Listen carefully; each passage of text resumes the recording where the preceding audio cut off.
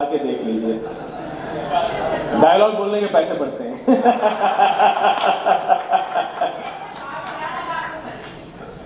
नहीं, देखिए क्या है ना, जब वो पाठ कर रहे थे, शूटिंग चल रही थी, तो एक धुन में हम लोग काम कर रहे थे, हर कोई एक्टर।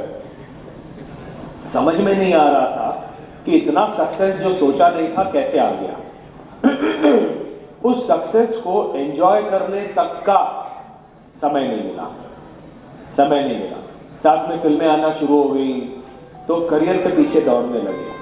फिर ये जीवन है, जीवन में उतार चढ़ाव सबके आते हैं।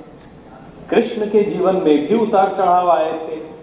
स्वयं कृष्ण के ऊपर, भगवान कृष्ण के ऊपर चोरी का आरोप लगाया गया था कि स्यमंतक मणि का प्रकरण जो है उसमें इन्होंने चोरी की है ना। तो ऐसे उतार चढ़ाव मेरे भी जीवन में आए और कृष्ण को जितना मैं तब समझ पाया था उससे कहीं अधिक अब समझ रहा हूं,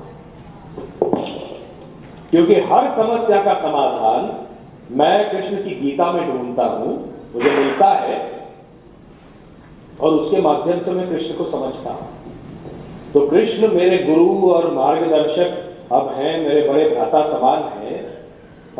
वो तब नहीं थे।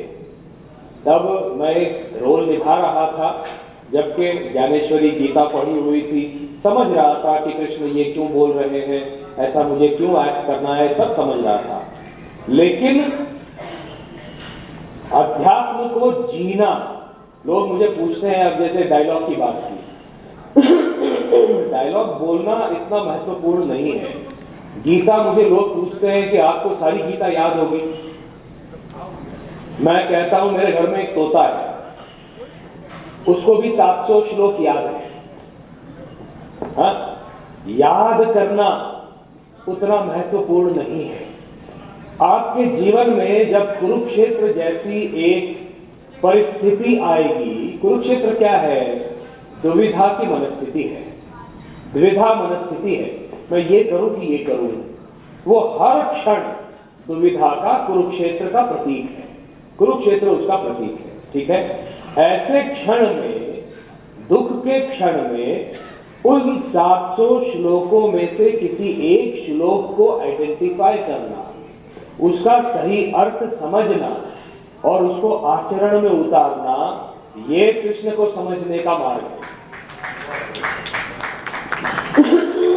डायलॉग बोलना कृष्ण को समझने का मार्ग नहीं है। मेरे बाद भी कई लोग डायलॉग बोल रहे हैं, फिर भी क्यों ऐसा हो रहा है कि लोग कहते हैं कि आंखें बंद करने से आपकी छवि आती है। मैंने कुछ समझ के उस काम को निभाया। आज भी जब मैं उसको समझकर एक चक्रव्यूह जैसा नाटक करता हूं, पूरे भारत में हम 100 के करीब शो कर चुके 5 वर्षों में, हाँ? तो अब मैं कृष्ण को और अधिक समझ के काम कर रहा हूं और इसीलिए वो प्रभाव शायद पड़ रहा है। भगवान का आशीर्वाद तो चाहिए ही चाहिए, उसके बगैर कुछ नहीं होता। तो किसी भी चीज को आत्मसात करके उसको जीने का प्रयास करना, अपने आचरण में लाने का प्रयास करना, ये ज्यादा महत्वपूर्ण है, ना कि अच्छे ढंग से डायलॉग बोलना। आगे